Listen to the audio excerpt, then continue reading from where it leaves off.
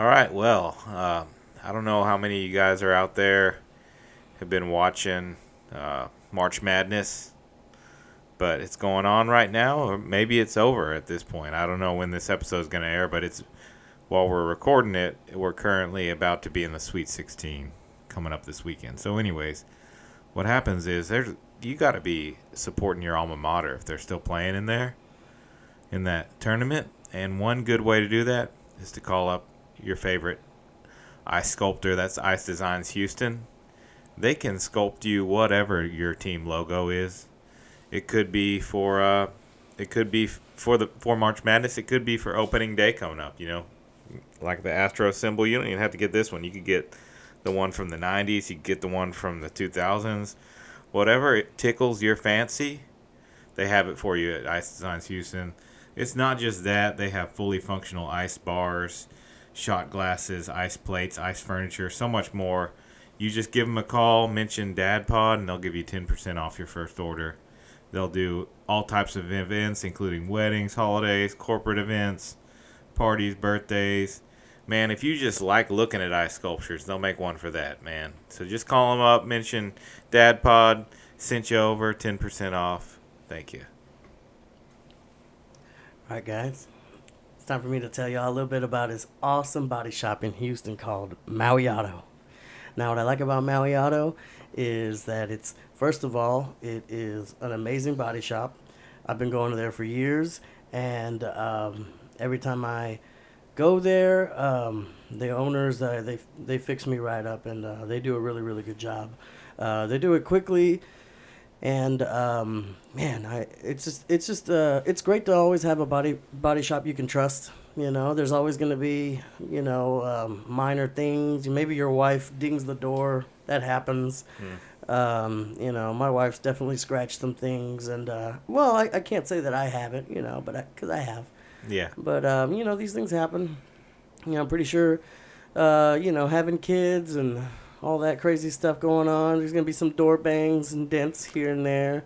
I've never had a serious accident. It's always been minor accidents, but you can bet your rear end that they'll fix your front or your rear end in your car. Oh yeah, for sure. Yeah. So they also do a really good job at fixing your windshield. So chips or breaks or cracks. They do replacements. They do painting. They do it all. They're really great. And they're located at 426 West Gulf Bank Road, Houston, Texas, 77037. You can call them at 346-275-5498. And a great thing that they do as well is that if you have an insurance claim, they'll actually pay your deductible. So they have a deductible assistance program, and it's pretty great. It's affordable. And it's awesome. I can't say enough great things to our wonderful sponsor, Maui Auto. Shout out to Maui. Yeah. All right, man. All right. What are we on, episode 7 now? Episode 7. Yeah. That's awesome.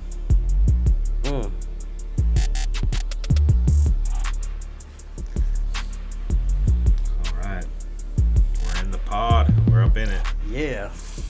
What's up, dude? Not much, man. What's been going on? Oh, you caught me mid-drink. Oh, yeah. It's probably not good Hydrating. to drink during a podcast, but I haven't had a whole lot to drink today. You got to keep those water-wise. Pipes lubricated so you can be talking a lot. For me, it's always coffee, like all day, every day. I don't really do Lent that much. Do you ever do Lent? That thing where Mark Wahlberg doesn't do something for 40 days? You ever do that? Yeah, I've done it. I'm not doing it this year. I have done it in the past. I do think it's good to exercise, like, self-control and, like, not give in to something that you always do, right? Uh-huh. But one thing that I am terrible at is every single day I'm going to Starbucks or some sort of coffee shop, and I get the same thing every time. I get a iced Americano, right? Yeah. And the worst part is that I go every day, like almost every day. I'm spending like a lot of money, like $100 a month easy, just coffee for myself, and Yeah. it's terrible. I mean, I'm ashamed to say it, you know. But yeah, so I gave up buying coffee at coffee shops, and I haven't used my Starbucks like app at all. Wow, that's It's impressive. yeah, it's so new for me. Like if you know me, like you know that I always need coffee. Yeah. Like it's just my thing. I think we both worked at Starbucks Oh when yeah. I was in my undergrad, Uh-huh. and boy, that takes me back. Just Dude, yeah. yeah. We so we used to go get coffee a lot, and then I guess it was like maybe 3 Christmases ago.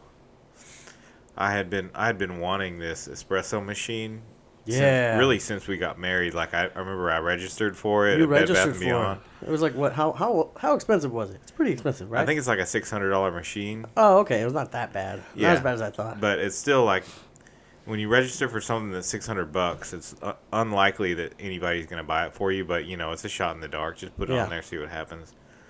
Nobody got it for us. Not surprised by that. But then, what we did is, I think it was about 3 years ago, at Black Friday. Mm-hmm. Chelsea likes to go Black Friday shopping with her sister, and they went to Bed Bath and Beyond, and it was like, I think it was like $150 off. So she bought it for me for Christmas, and I'm like a big coffee guy. I like making coffee. Like there's just something that's like therapeutic about it. So Yeah. we don't go we don't go we go to Starbucks still sometimes, or other coffee shops sometimes, but it's not as regularly as we used to because I'm always making it at home. Especially now that we got an espresso machine, so I can make like iced Americanos, iced lattes, regular lattes. I drink an Americano like every morning, sometimes another one in the afternoon. Do you do them hot or iced? Usually hot in the morning, Mm. and then if it's the summertime and it's hot outside, kind of like an iced one in the afternoon. But to start Oh, the day, I yeah. like a hot one so I can drink it and like kind of enjoy it slowly. So, Mm. mm. Yeah, when I was a kid, I was in middle school and I burned my tongue really bad on some hot coffee. So ever since then, I just do iced coffee, and Oh yeah. it's worked out for me. You know. Dude, I like my coffee to stay hot. Like I got this thing a Oh. few years ago called an Ember. Man. Oh, It's like a ember. Yeah, it's a coffee mug that keeps your coffee hot, like it's electric. And it like it has an app on your phone, so you can set it to like a certain temperature and it'll like stay at that temperature. It's pretty cool. So especially if you have like a habit of leaving your coffee somewhere and like coming back like 20 minutes later and it's cold. Yeah. No, I mean, So I know people do that. yeah, so this one prevents that. But if you drink iced coffee, you don't really need it. But Yeah. it's cool if you like a hot coffee. But I mean, I don't know how many listeners we have that listen to our old what's it called, background check. Oh yeah, the old But we podcast. used to have a segment called Cox's Coffee Corner, and I talked about coffee. I can't tell. So if I may, anybody who knows you knows that you make the best coffee, like you do. Yeah. And you're so good. You're one of the nicest people I've ever known, right? But the other day you came over to my house and you disrespected my wife's Folgers, dude. she has this fancy coffee machine where she sets it the night before and it makes it on its own the next morning, so it's just ready for her Yeah. to get up and go. I mean, she's a nurse, so she's always on the go in the morning and just getting there. And you were like, oh my God, you let the coffee grounds like stay overnight and they're gonna taste terrible. You need to make them fresh. You know? Yeah. It takes you like maybe 10 minutes to make a cup of coffee. We don't have that kind of time. We don't have that kind of time. Well, I mean, the other thing too is like I think most people, especially like the average person, not everybody, but the average person, they drink coffee as like a utilitarian device. It's a drug. Like yeah, Yeah. they just need the caffeine. They don't really care that much. Yeah. If they care, most people, if they do care about the flavor, they just want it like to be sweet. Mm-hmm. Mm-hmm. Like so they'll put whatever sweet stuff they want in it to make it better. But I think most people, if they took the time to taste like a really good cup of coffee that's like been well roasted, freshly ground, freshly brewed, all that kind of stuff. It's not like old beans, but freshly roasted too. Man, they would yeah. come to kind of appreciate that and Yeah. and maybe do that more often. But just the way that coffee is kind of sold, especially in America, when like Starbucks is the number one place, and most of the way they have it is just like let's just roast the crap out of it so that it's burnt. And No, then it's trash if we coffee. put enough like syrup in it, it'll taste good, which is true. Like it will taste good that way, but there's like so much more complexity and stuff you can get and other flavors, and you don't have to have like all the calories on it, and you can still have a good cup of coffee. But most people don't realize that. Like I'll make Renee like an iced Americano and not put anything in it except water and It's so good. no sugar or anything. Yeah. Yeah, and he loves it. So, anyways, that's a little. Maybe we'll bring back Cox's Coffee Corner, but that's a little thing there. So That's what I'm not drinking your coffee right now. I'm drinking that because I can't go to Starbucks every day. Uh-huh. I buy the espresso concentrate and I put like a little bit of water in it, and it's just straight up coffee. Just it's not too bad either. Yeah. The thing is, like when you get a cold brew, like when you brew it cold, it's like a lot more forgiving to your roast. So you can have a really way too far roasted, but if you brew it cold, yeah, you can have a lot of that trash coffee. yeah, a lot of that like nasty burnt flavor doesn't get brewed out of it. So that's Yeah. that's a little hack for you if you have some bad beans. Just cold brew it. Cold brew it. Yeah. So I've been saving money, right, with the coffee thing. Oh yeah. And but one thing I did want to talk about, there's a couple of TV shows out, right? Oh yeah. And a lot of them are dad themed. Oh yeah. And it's like a Pedro Pascal essence right now. Yes. But before we get to Pedro, I want to talk about my boy Ted Lasso. Oh. The season, oh my gosh, season 2, yeah, and you know I've seen other like YouTube videos or whatever about his name is Nate, right? Oh, the guy who goes The equipment manager guy. Spoiler alert! But the guy who goes heel turn. Yeah. At the end of the or at the end of season 2, I haven't watched. It's I haven't masterful. watched any of the third season yet. Oh, you haven't? Okay, No, okay. but It's yeah. bro. Okay, so season 1 and 2 is masterful because what I love, I guess, what everybody loves about Ted Lasso is he's positive. He and he brings everybody together. Oh yeah. And even if he's kind of sucks at his job and doesn't really know what he's doing, it doesn't matter, dude. It doesn't matter because he can delegate and put the right people around him and build the team. And that's what I like about him. His gift and his talent is like teamwork and team building confidence in his players. He really cares about his players. And, man, in every single thing you can think of that's important, I think that's the number one quality you need to have. Dude, right? and the crazy thing is, if you really think about it, like, that's in a lot of... I know it's a TV show. Yeah. But, like, in sports, that's, like, one of the best and hardest to find attributes you can have in a coach. Yeah. Like, think about... I'm trying to think of, like, an NFL coach. And if I had to put my finger on one, it'd be, like, Harbaugh for the Ravens. The Ravens? Oh, yeah. Not Jim. No. Jim was a jerk. No, but I feel. his brother... John, yeah. And he's actually the one who won a Super Bowl, too. He won the Super Bowl. Oh, yeah, he beat his brother. Yeah. But he was just a special teams coach. Yeah. And he has, like, this ability... So he's not... Like, most of the coaches you think nowadays that are, like, the high-level coaches, like Andy Reid or something like that, Yeah. they're, like, an X's and O's guy. Like, they know how to, like, call all the great plays, and they're a genius. But Andy Reid, very similar, though. His players love playing for Yeah. him. They love him. You never hear, like... So you have that yeah. attribute, too. He doesn't have, like, that jerk in him. Like, you know... Like, people like him. People like Yeah. him. Big Red, they call him, right? Uh-huh. So John is like that. And I saw a clip of him being super nice to Lamar Jackson. Do you remember that? Yeah, like Lamar, and he's like telling everybody, like, "Hey, Lamar, you're changing the game. Kids are looking up to you." And he's like so encouraging, dude. Oh, yeah. You gotta have that. Well, and, like, you can have... The other stuff is good, too, but if you don't have that attribute, that takes you to, like, the next level. Yeah. And that's like the whole thing with Ted Lasso. He may not know like hardly anything about soccer, Yeah. but he's aware of what he knows Mm-hmm. and what he's good at, and he's gonna find other people that know stuff about like the X's and O's and put them in the position to do the stuff on the field. But he's gonna make everybody work together as a team. Exactly. He wins people, and I like that about him. He wins people over. People doubt him. They don't like him. He is just super kind, and he doesn't give up.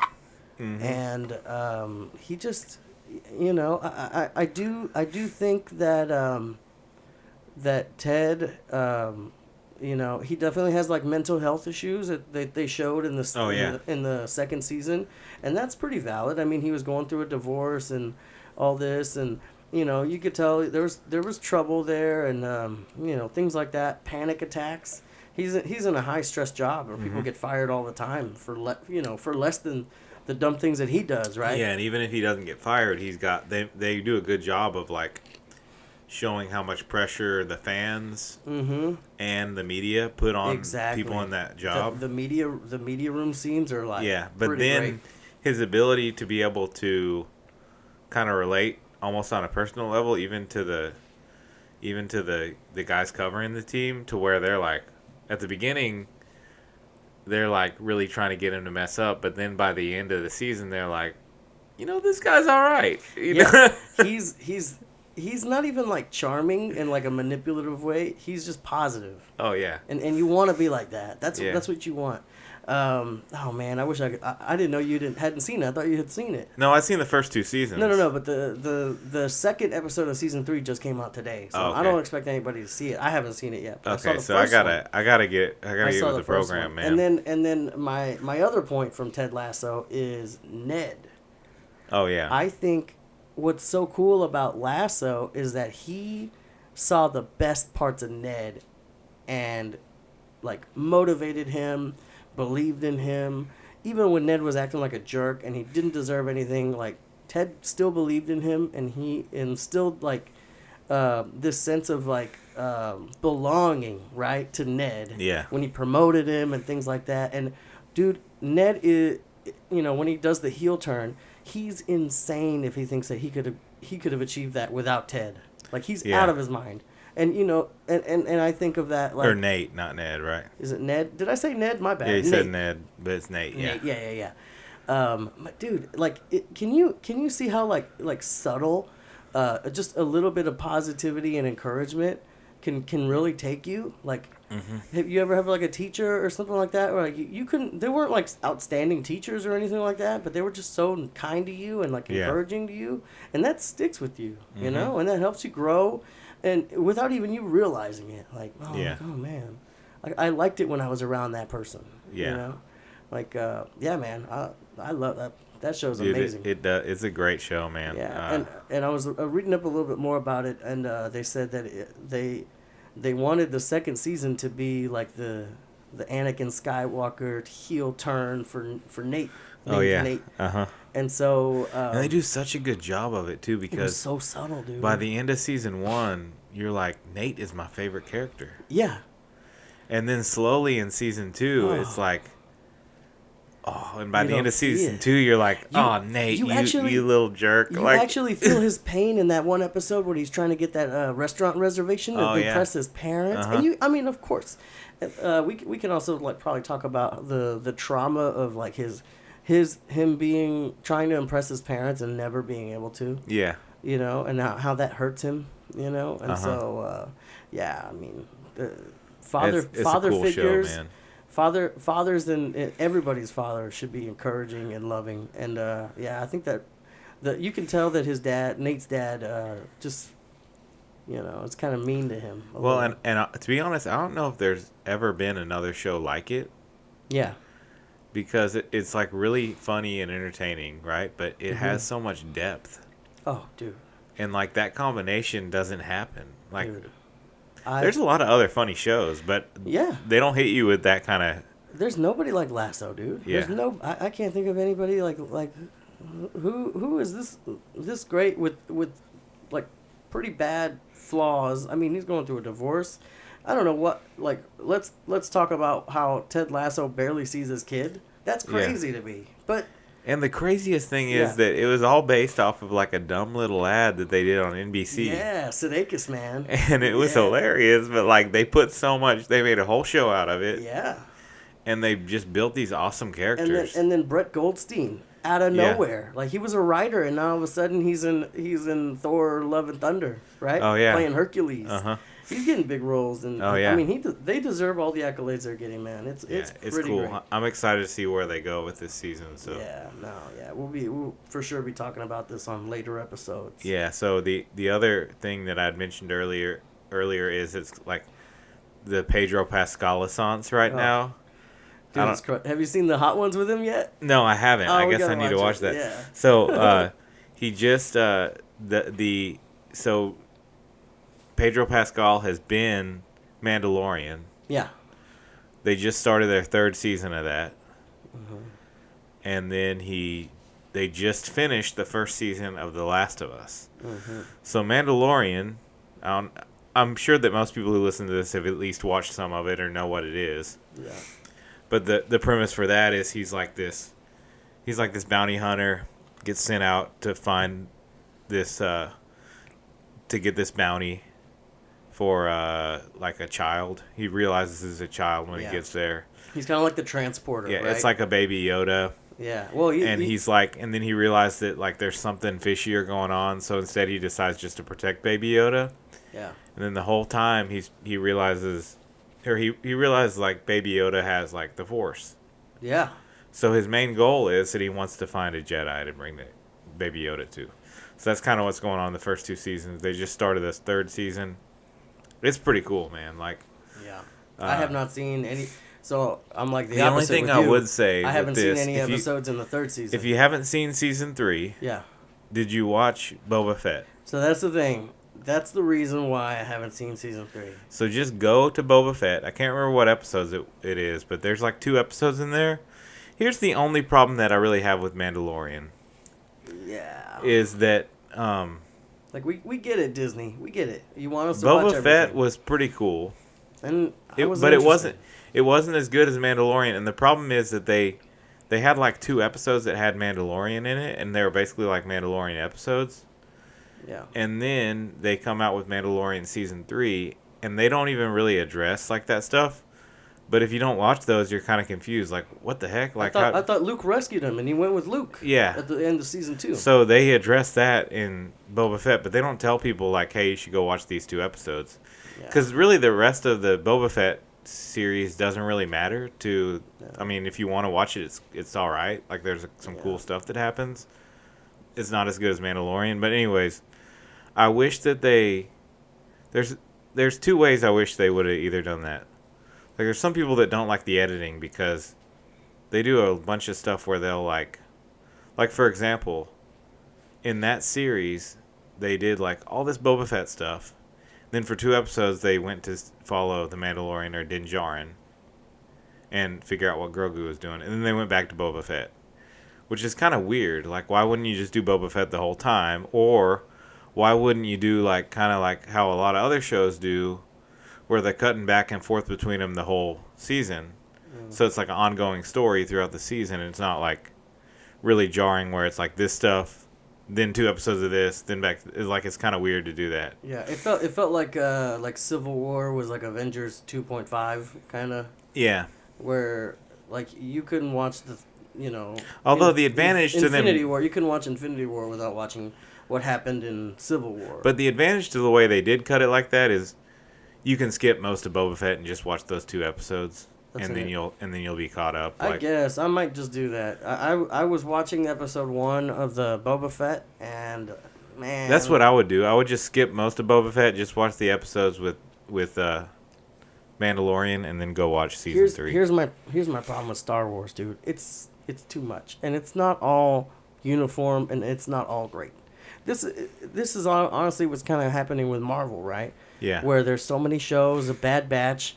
all these other little cartoons I don't even know. Clone Wars. What's the other one? There's some other one. Whatever. Rebels. The Rebels. Yeah. Who knows? There's all these books. There's books on Star Wars with, all whatever's canon or whatever's not. I don't even know, man.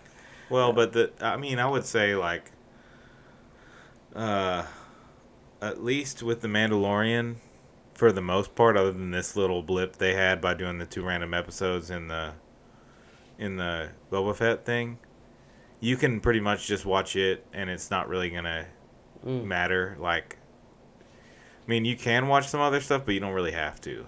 Yeah. And like the guys who do that, it was what's it called? Jon Favreau and then Dave Filoni. Filoni, yeah. Because Dave Filoni did the Clone Wars back in the day. Yeah. It's kind of interesting how it all came together. But like Dave Filoni did the Clone Wars. I think the first season he actually worked side by side with George Lucas, and then he took it over after that. Yep. But the way that they got Dave Filoni in it is because Dave Filoni did the voice of a character in like one season. There's a character named like Paz Vizsla or something like that. I might be wrong about the exact name. Something like that. He's a Mandalorian in the show. And he has the Darksaber. That's like they made the Darksaber for his character. Okay. And so then he was like really into it. Is this Clone Wars? Yeah, this is in Clone Wars. God. See, more stuff I don't know about. But you don't need to watch it. I'm just telling you how how Jon Favreau like got into the Star Wars thing. So he played the voice of that guy who had the Darksaber. Wait, so Favreau played the voice or Dave? Favreau. Okay, yeah. And then Favreau, I guess, was interested in like the Mandalorian stuff, and so he kind of created this other thing about a Mandalorian, and put the Darksaber in the story and everything. So it's kind of cool how he got into the deal. Okay, that is cool. But Favreau is working with Dave Filoni on a lot of this stuff, so they're bringing in a lot of characters that Dave Filoni like created for his shows, like the Clone Wars and like Dave Filoni did Clone Wars, Rebels, I think Bad Batch. Which those are cool, but it's like there's so much content that unless you're like a super nerd, you probably don't have time. Which I've watched Clone Wars and I watched like half of the first season of Bad Batch, but then I kind of lost interest. So, anyways. Yeah, it's hard for like if you're not a Star Wars person, I consider myself a Star Wars person. Yeah. I love all the prequels, the sequel. I mean even the Anakin saga with Hayden Christensen. Yeah. I watched all those movies. I mean, what did I know? I was in middle school. Right? Yeah, for real. But and then also the new sequels, dude. We did a double date with our wives to watch the last one, and I loved Rogue One. That was awesome. Rogue One was cool. Oh, Rogue One was one of the best. It's one of the best ones, yeah. Mm-hmm. And so what? And I've heard a lot of people say, I haven't watched it, but I've heard a lot of people say that Andor is awesome. Like, it's one of the best things. But I've heard that it's a lot different. It's more like it's not as much action. It's more like a political drama type thing. Yeah. So if you're into that thing, it's really cool. And some of the the cinematography in it is really cool. But I haven't taken the time to watch it because it's so long. I've taken the time and I've seen like a couple episodes, and I think my brother-in-law was like really trying to get me into it. Mm-hmm. I'm okay with not finishing a series. Yeah. If I'm not into it the first couple episodes, I'm like, oh, that's cool. Man, but I would say if you haven't started watching Mandalorian, try to watch it, because I'm kind of sad about this, but I saw this report the other day that episode 3, which is the one that recently came out, is actually like the lowest rated episode ever. People are losing interest, you think? Like not for like the reviews, like reviewers loved it, like critics still love it. Yeah. But as far as like viewership is down big time. So, and I'm not sure why that is, because like Baby Yoda is so popular and everything, but I think part of it is, it's been like what, 2.5 years? Has it been that long? Since they came out? I mean, because what's it called? Since season 2. Boba Fett. Yeah, Boba Fett came out last year. And I'm pretty sure that the last season of Mandalorian came out the year before that. Dude, yeah, I'm looking at it right now. So that's almost like too long to take time. Hold on, here, look. December 18th, 2020. Yeah. was the Luke Skywalker episode. 2020. Yeah. It's a little over 2 years. Yeah. 2.5 years. That's what I said. Yeah. Not quite 2.5, but almost. Yeah. So, okay. So with the Mandalorian series, first of all, I was a kid in the 90s. I was interested in movies in the 90s, like a lot of people were, right? I was always like a big fan of Favreau. One of my favorite movies of all time is Made. Have you ever seen Made? I haven't seen it, but I know what you're talking about. It's a comedy with him and Vince Vaughn. I mean, he got really popular because of Swingers. It's like a really, really low budget movie. I mean, Made's super low budget too, but I mean, where Made's budget was like maybe $5 million, Swingers was like a couple $100,000, like super low budget movies. And then Swingers, of course, put Vince Vaughn on the map and Favreau on the, Yeah. They became those dudes. And what I liked about The Mandalorian is seeing these guys in the 90s that I was a big fan of, like growing up as a kid, watching Favreau's career.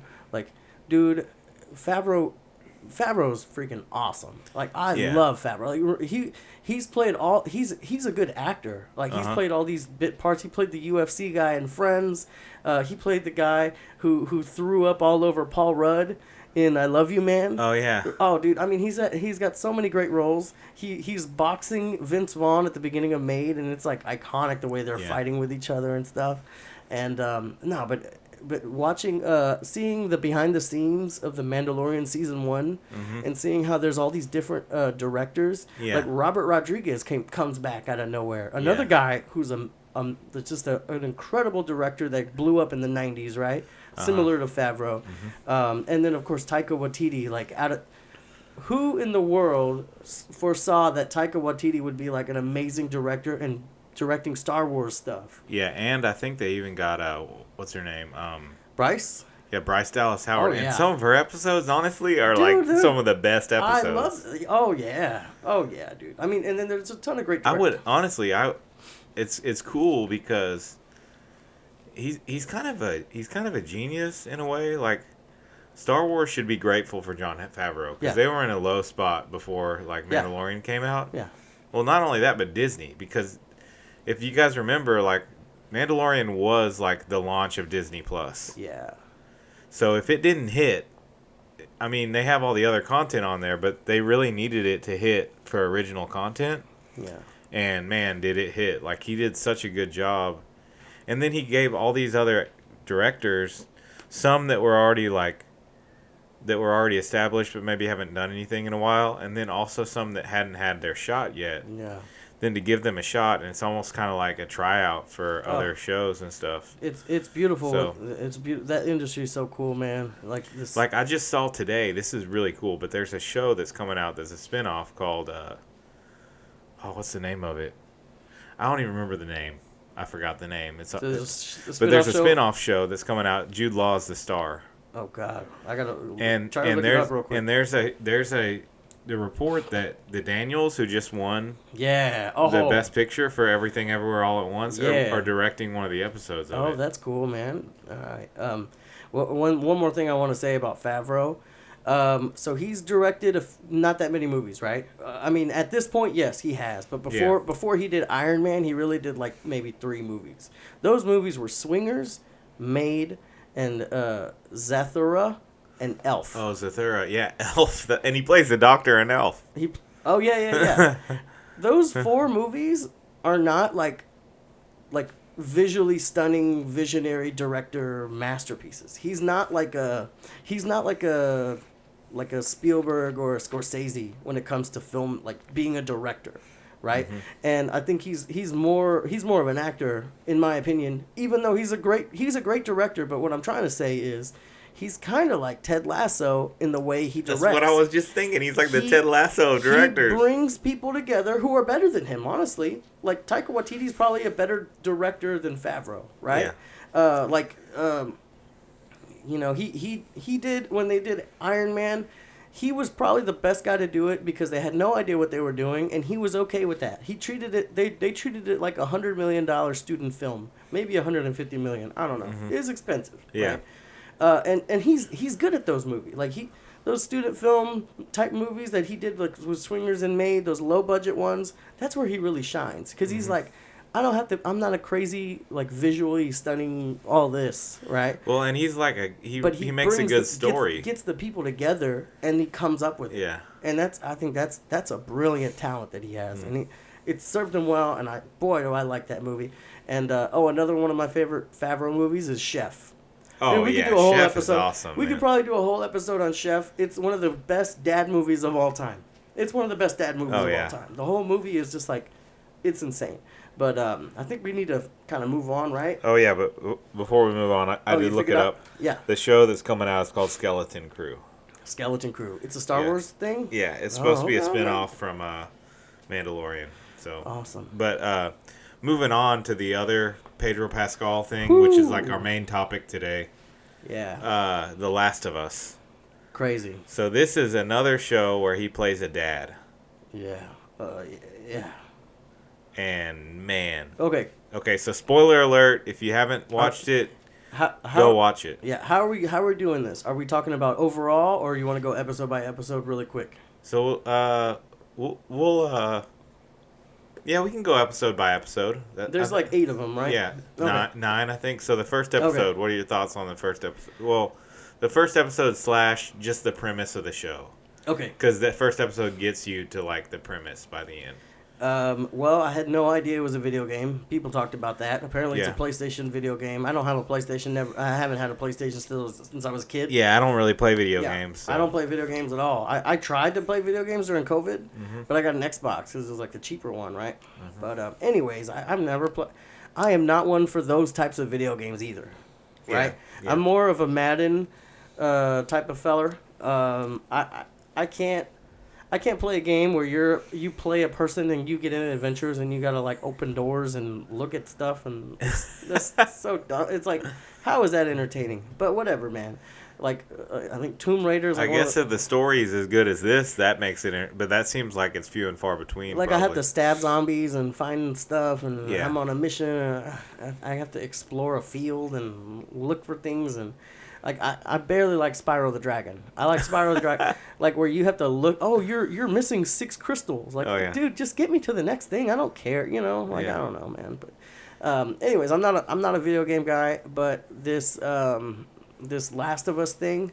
The premise is a little Walking Dead-ish, which I was apprehensive about because Walking Dead was awesome for like maybe 5 seasons. I Yeah. loved Walking Dead. Uh-huh. And so it's like we have another is Walking Dead HBO? No, Walking Dead's AMC. Yeah, right? AMC. Yeah. But we have like another big zombie show, right? Mm-hmm. But apparently, I do like the way they set up the first episode, right? Because Yeah.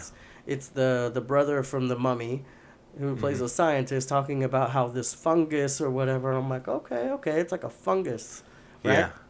Basically, their premise is like there's these certain funguses that get in some organisms to where they like, Control them. yeah, it kind of Yeah. controls them, but those funguses aren't able to stay alive like in the human because of the temperature of the human body. They weaved a little global warming Yeah. on that. So they're like saying, but like with the temperature changes, there might be a time where, like, where I know it's the 60s, and we haven't really. I don't know if the global warming was a thing in like the 60s or 50s. But Yeah, but that's their premise. So Yeah. like, basically in the first episode, like, the apocalypse hasn't happened. It's just like normal life. You meet Joel, the main character. You meet Joel's brother. What's his name again? I want to say Jesse. Probably not. I don't know. Tommy. Tommy, that's right. His brother Tommy. You meet his daughter. Sarah. His daughter Sarah. So like, all this is going on, but the whole time you're watching a zombie show, so you're like ready for the apocalypse to start. Yeah. So like, basically, it starts, and they're trying to. It starts with the scientist guy, in that TV show. Panel. Yeah. And it sets it up brilliantly, right? Yeah. Because he freaks everybody out in the audience, and you're like, okay. And then you see Pedro, and see his sort of family life kind of thing. Yeah. So you Go see on. like a day in their life. They get home late. All this kind of stuff. His brother like comes like rolling through, and like the apocalypse is starting. So they're all trying to get out of. They're in Austin, Texas. Well, okay. So but sorry, I Well, I don't want to do too much detail. Yeah. Okay, but I do want to say that the daughter, there's this part where she takes money out of something, right? And she sneaks into a room and takes money, and you're like, oh man, Yeah. this kid's a bad kid. But this kid like does it for his birthday to fix his watch. Yeah. And so that's part of the reason why, spoiler alert, it's so heartbreaking. Yeah. When. Yeah, so she fixes it's his birthday. She fixes his watch for him that has been broken all this time. Like, gives it to him, he puts it on, it's that day. Then, like, they're trying to escape Austin because basically the apocalypse is happening, but the government is telling them to, like, shelter in place. Ooh. But, like, if they do that, the zombies, the people who have turned, are going to come after them. So, like, they're trying to get out of town. And then what happens is they're almost out of town, and then this guy, like, stops them. Who's like, I guess, an army or U.S. Army or something like that, and he just straight up shoots his daughter. Oh, not just shoots his daughter, but like she breaks her ankle. He's holding his daughter. Yeah, and he shoots at both of them. Like, just tries to kill both of them, and he like missed him. Oh man, what a setup for a freaking show. Yeah, and then it's like, what is it? 20 years later. 20 years later, and which is honestly kind of one of the coolest parts about the show, because like. Most of the time you see a zombie show and it's like right when it starts and they're trying to survive like in a room and there's like just hordes of zombies. Yeah. But the coolest part about them going 20 years later is it's like there's not that many zombies left and they're like in pockets. Mm-hmm. And so it's pretty like desolate in most of the places and you never know when a zombie's going to come out. So that kind of makes it like a little bit more eerie. Yeah. And like, man, it's just a cool like idea to do it like that. You think the show is like, they're gonna kill zombies every single episode. But there's like I think there's some episodes where there's not even any zombies. Yeah. So, and the way that it's set up is there's all these like, what do you call them? Like these little quarantine zones, I think is what they call them. Yeah. In different cities. So like they start in Boston. Right. Like Joel, when it flashes forward to 20 years later. From Austin to Boston. Yeah, Joel's in Boston at this quarantine zone. And, like, you find out, like, they're not allowed to leave. Like, it's just, like, kind of corrupt. Because there's all these people who are just, like, almost like prisoners, sort of. Well, yeah. I mean, you don't... It's hard to say that they're prisoners, but it feels like that movie Waterworld, where they go to that, they're out exploring. I don't know why I'm talking about Waterworld, dude. Kevin Costner. When they go into that thing where they don't let people from the outside in because they don't want smokers to get in, right? Yeah. And you're like, oh, you've seen dry land and all this and that. That's what kind of reminds me of. Just like a jaded guy who all of a sudden, unexpectedly becomes a surrogate father figure, Mandalorian style. Yeah, so what happens is they find out there's this girl who had gotten bit. Does it say this in this episode? I can't remember. Yeah, they tell him in this episode. Yeah, I think so. There's this girl who got bit by a zombie, right? Well, okay. And normally when you get bit by a zombie, like a few hours later, you turn into a zombie. Yeah. But she didn't. Mm-mm. She just like stays normal. She immune to it.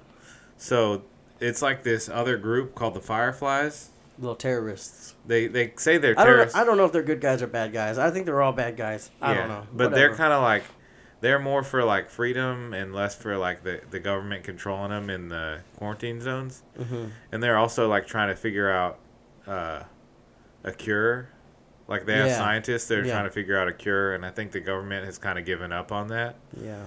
And so kind of like COVID. Right? Yeah, so they are like, okay, this girl, obviously, like, she's immune to it, so we need to take her to another one of our people who can study her blood or whatever and try to figure out a cure.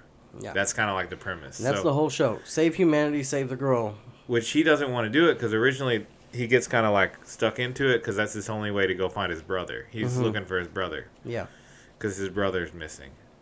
Yeah. So it's him. It's his, like, I guess his love interest, Tess. Tess is, yeah. And it's Ellie, the girl, who's like, 14 or something? Yeah. And that's how the episode 1 starts. Really cool episode, but, like, It's kind of a slow burn for a first episode. Yeah, at the end of the first episode, though, like, very similar thing happens. He's supposed to take care of the girl. He gets stopped by a cop with a gun, and, you know, his dad instinct kicks in, and he just rage murders this guy, bashes his head in with his fist. Mm-hmm. And you see flashbacks of, like, oh, yeah, he's probably still pretty traumatized by not being able to save his daughter. But he's also super, like, closed off, where he doesn't. Yeah. He knows, like, he has to take this girl to the Fireflies, because the only way he's going to get a car to go across the country to find his brother is if he takes this girl to the Fireflies. Mm-hmm. So, but he's not interested in, like, getting to know her or, like, anything like that. She's just cargo, he says. Yeah. So that's the first episode. Second episode, Tess dies pretty early on, and she makes him promise to take care of her, so he does. Yeah. I really don't remember what else happens in that episode. I think they're, like, just trying to, like, I think they're camping or walking, right? Well, Tess, like, says something. It says something next episode, because Tess says, like, you got to take him to Bill's or whatever. Yeah, that's right. And then you don't know who Bill is, but in... I don't know what else is left in episode 2. Yeah, he says you gotta take him to Bill's because they think that Bill could, like... I don't know. You don't know who Bill is. They just set it up like that. And then... And you do... The cool way how they set up Bill... is, like, Ellie and Joel are walking, and they see, like, this pile of, like, bones and stuff. And Joel says, like, oh, yeah, you know, in a lot of these small towns... Like, they didn't have room for the quarantine zone, so they would just kill a bunch of people because they figured they'd get infected anyways. Mm.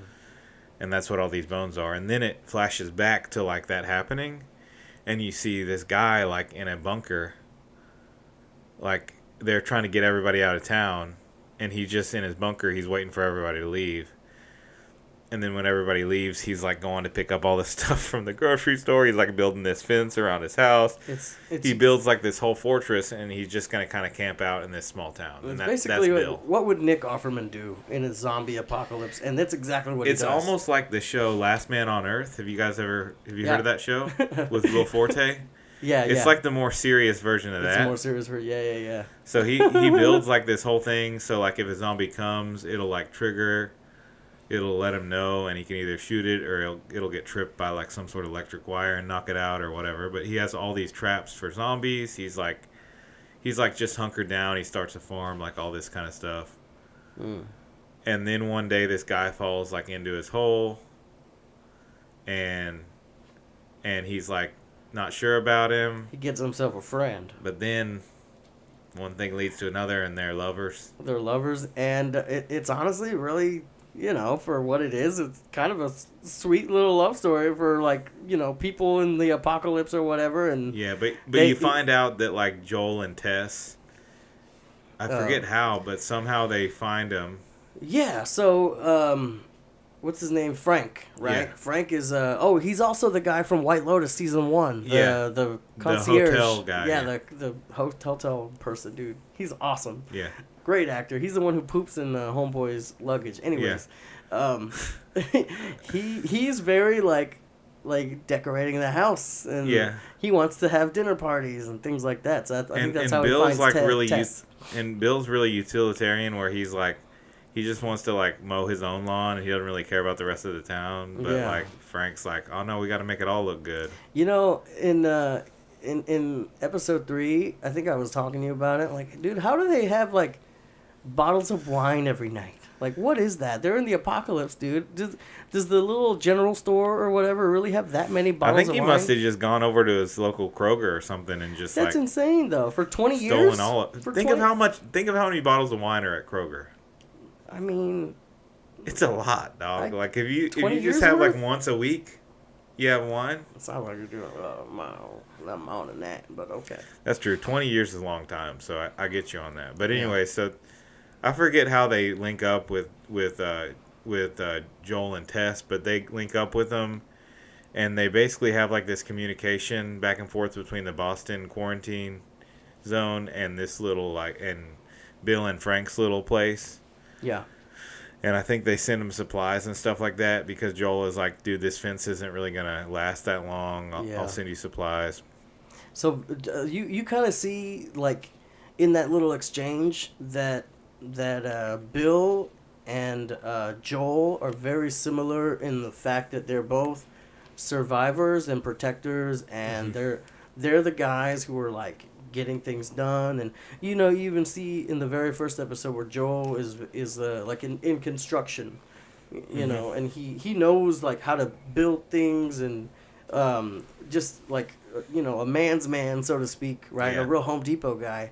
And so yeah, like that's helped him survive all these years. So But then the sad ending is that Frank has like a terminal cancer. Or something. Yeah, he's in they a don't have wheelchair. doctors and stuff, and so And like basically, he's like, I can't live like this. Like, just sneak me some pills in my wine. How did he get he had like a big old thing of powder and he put in a wine? I don't know. It's like I don't understand what it was, but they kill each other basically. Like they kill themselves like and lay down in the bed. Yeah. And then Ellie and Joel kind of go into their house, and he wrote like a little letter to Joel. Yeah. And then Joel got real emotional because in the letter he had said, "Take care of Tess." And Yeah. he started like being upset and stuff. And Yeah. So but they have like a truck. yeah, they have a truck in there. And they have a bunch of gas and stuff. So Yeah. they're like, okay, we're gonna take the truck and keep going. Yeah. Man, okay. I don't know if we have enough time to go through each and every Okay, episode. so we'll just kind of skip ahead because the next two are kind of like they're conjoined, I guess.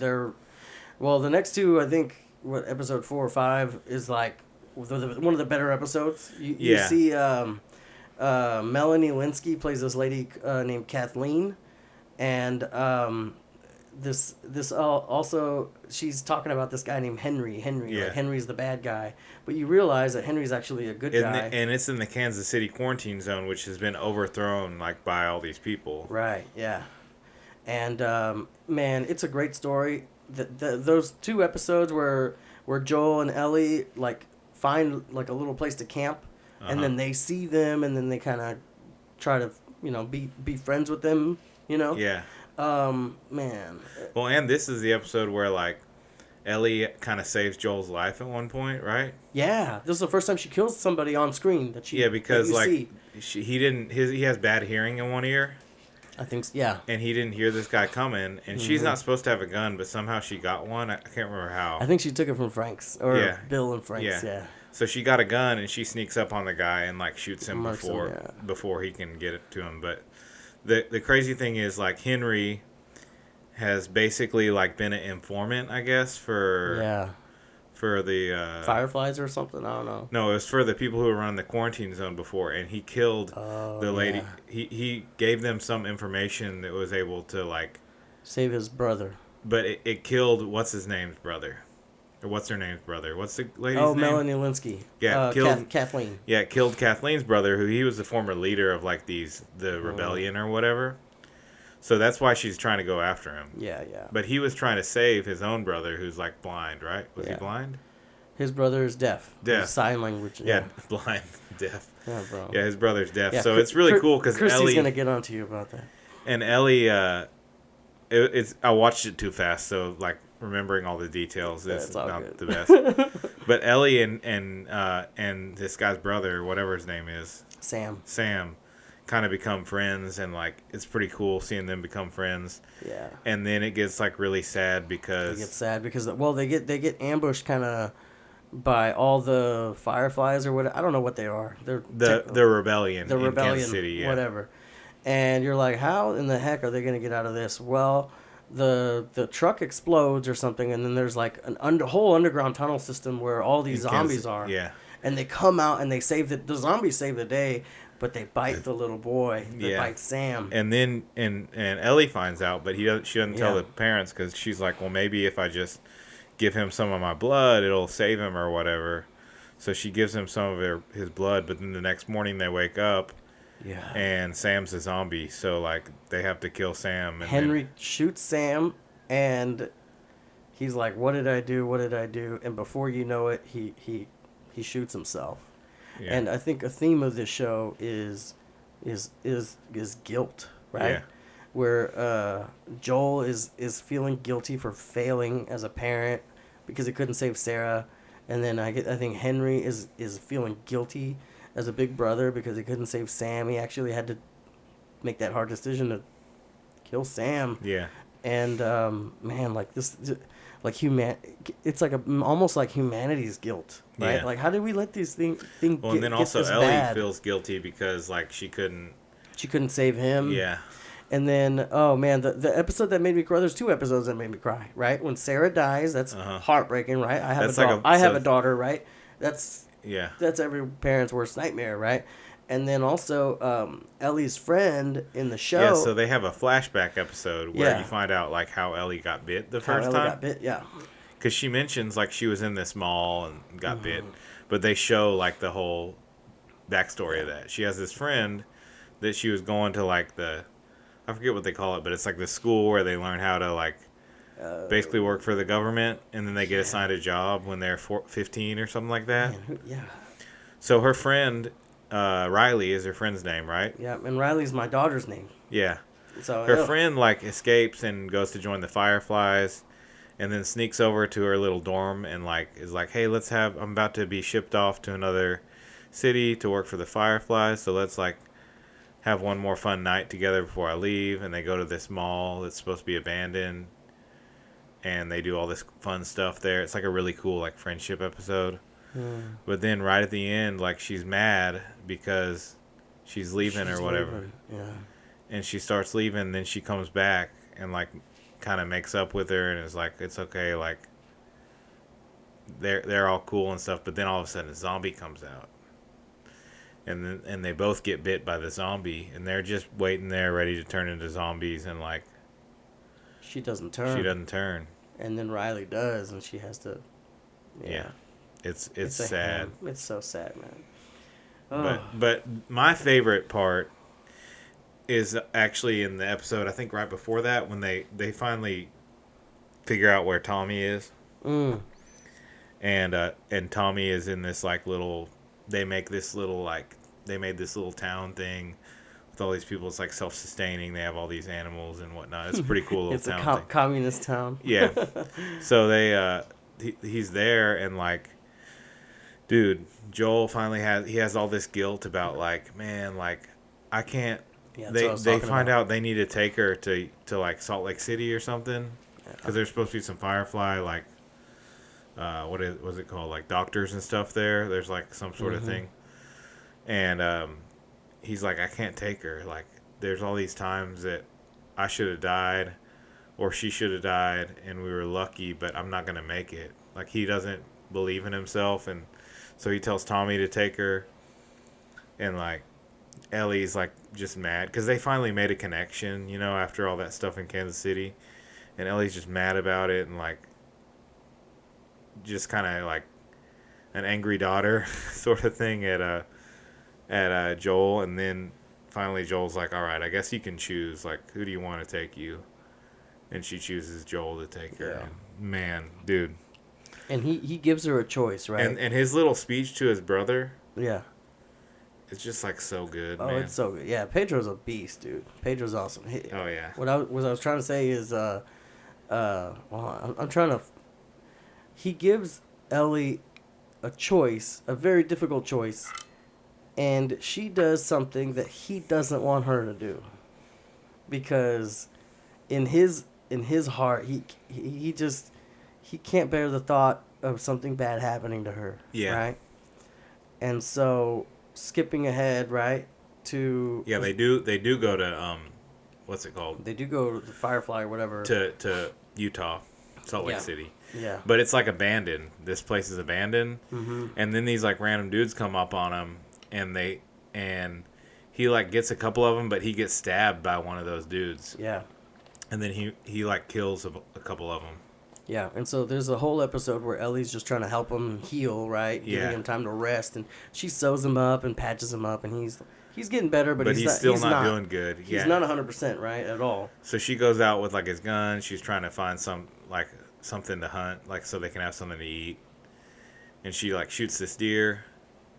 She comes up on these two dudes. This episode. Woo! Wild. Yes. Wow. And you see... Talk about trauma-inducing. Yeah. So you see Tommy in this little village or whatever, like this nice, positive, self-sustaining. And you're like, oh, okay, maybe it's another one of those. But it's not, yo. Yeah.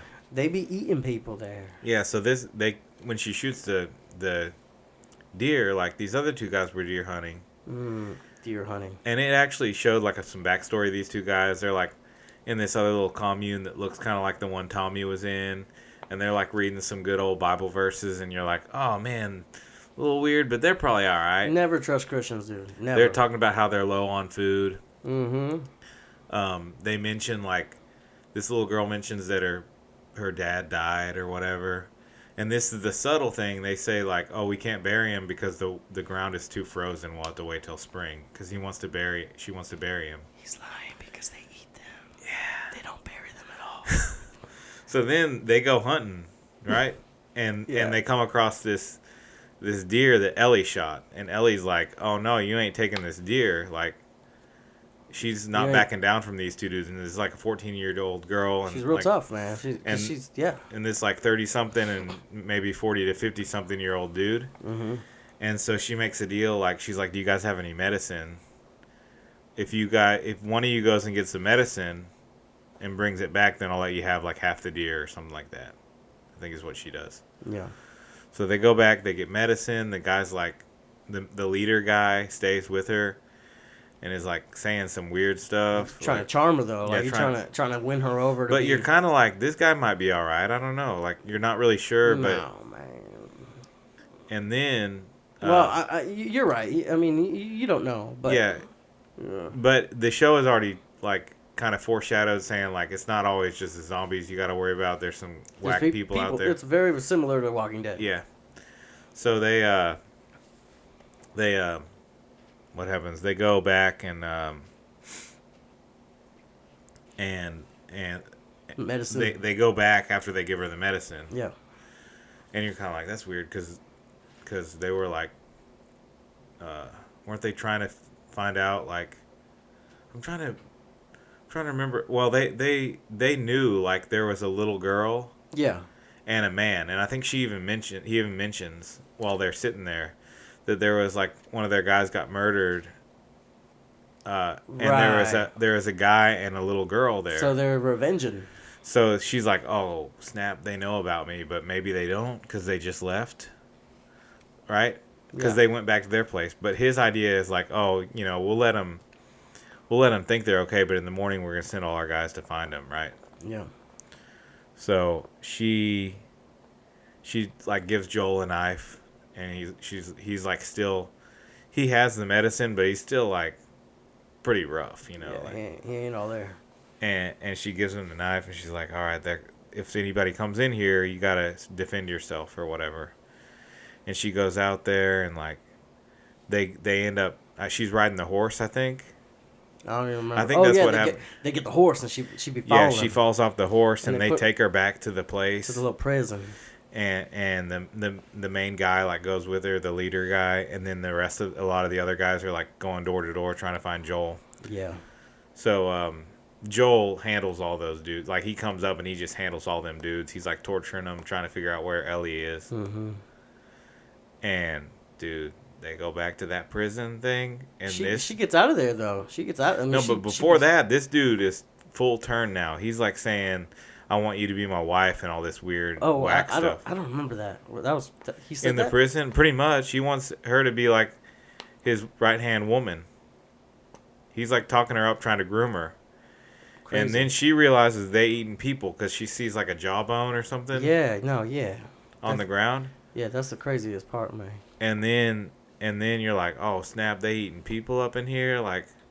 Oh, and there's this other weird scene where they're like, is that deer meat? And she's like, yeah, that's deer meat, but it's like they hadn't brought in the deer in yet that they killed, so you're like, deer meat, they hadn't brought, and then you're like, that's what people make. And then you think like, oh, maybe it is, maybe they just brought it in but they didn't show us. No, and they're like serving it to everybody, dude, and as they're serving it, they bring in this deer, and you're like, oh snap, they eating people. They eating that lady's father.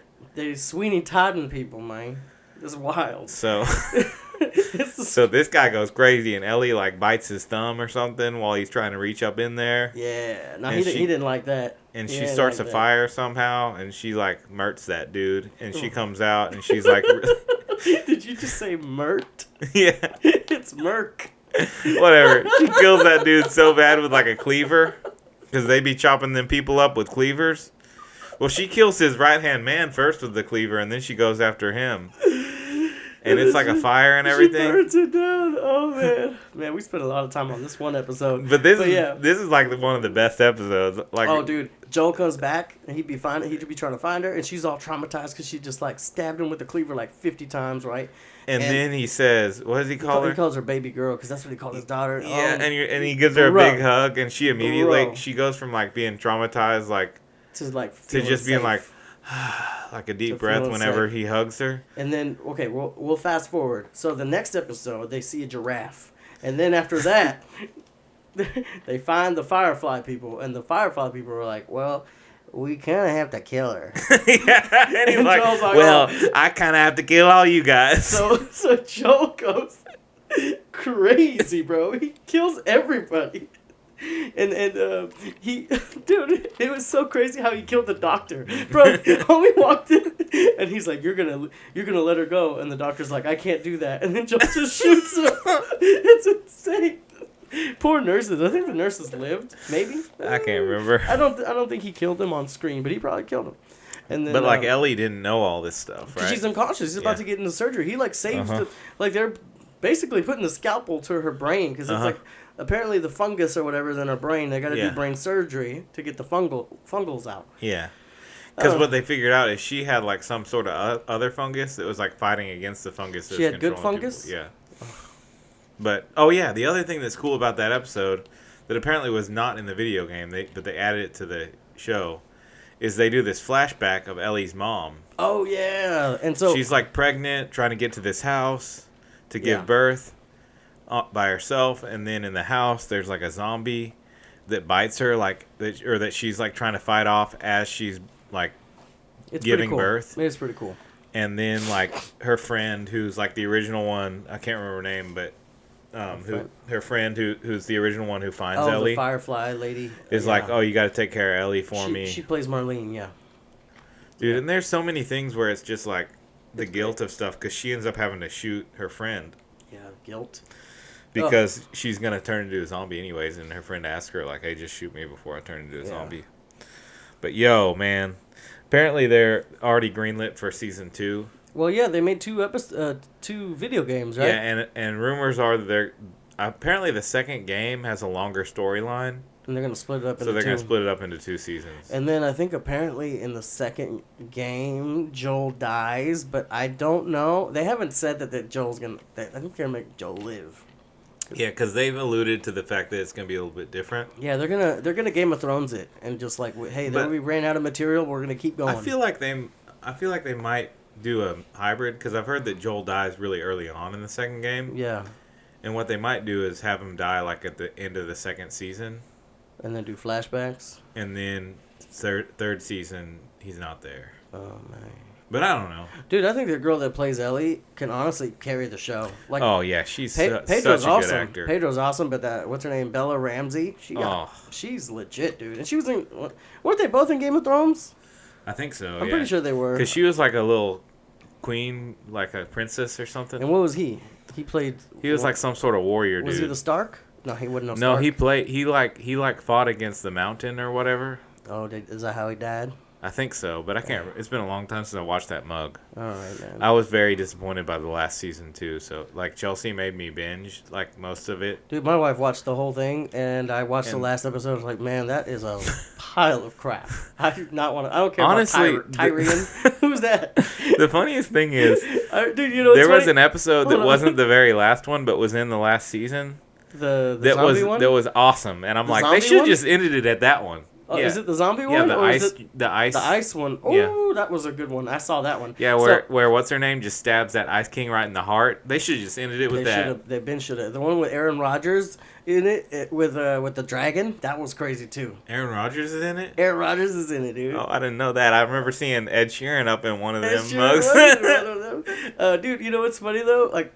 Years ago, my cousin tried to get me into Game of Thrones, and like I said, if I'm not into it, like the first couple of episodes, I don't care how popular it is. I'm good. I'm done. Right? Yeah. Well, those 2 episodes I saw was the one where the little kid gets thrown out of the little tower. Oh yeah. And so like flashback years later, I guess like 8, 10 years later. I don't know how long this show was on the air or whatever, Yeah. right?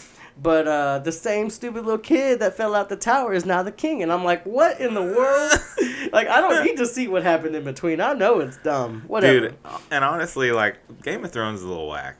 Yeah. Like all this stuff, man. I'd rather watch like The Village or something. It I has mean, I a- hear these people talk like that. You know what I mean? I mean, it's got there's some cool seasons, but, like, the thing I don't like is I feel like, and a lot of shows do this on HBO, too. They just be trying to have, like, as much, like, sex as they can early on Oh yeah. to try and get the viewers. And it's, like, I'm like, just make a cool show. You don't need to be having all that stuff. No, yeah. Like, do it. case in point, Last of Us ain't doing that. Dude, do it tastefully. Like have the sex scene with Nick Offerman and the other homeboy. Like, do it nice. Like, Yeah. you don't need to show stuff. It's so intimate. Just imply it. That's all we're asking. Yeah, that's all, man. All right, man. I think that's good for this week. Oh man, we got some big things coming up. Oh yeah. Yeah, stay tuned. We'll probably do something like this whenever Mandalorian finishes up. Mandalorian. We're also talking about doing a dad fantasy draft. Dad fantasy draft. This is a very high concept. It's gonna be a little more preparation for this one. And we're gonna have guest stars. We'll have too. a couple guest stars on that, like we a got full person. we got a guest coming back, I think, and then possibly another guy coming back. So that'll be fun. Yeah, so we'll do a best dads draft and we'll do a worst dads draft. For sure. So it'll be like 2 different episodes. But yeah, keep on. I mean, Dude. I'm just so happy that we've got to 7 episodes. Keep on listening. Dude, this is my daughter's favorite podcast. Like, oh yeah, dude, for sure. And you know, in my podcasting dreams, right? Like years ago when we did the first one, like I never really imagined like me sitting on the couch with my wife and my daughter, like laughing at, She watched stupid it things. too? Yeah, we all watch it, dude. Nice. It's cool. And so I don't know, it's a little rewarding. It doesn't matter how many people are watching or whatever. All I know is that like we're both getting better at this, I think, and like the editing and all that stuff that goes into it, and the clips. All right, dude, if we ever figure out how to do them clips, it'll be all right. Yeah. But man, it's just been fun. We're both busy. We're both dads. But every week I look forward to this, man. It's pretty cool. It's like hanging out with your best friend after all these years, and just chatting it up and being dads on this here dad pod. Oh yeah, dad podding it up. All right, man. Well, hey, this is Renee and Aaron. We're signing off this week. Peace.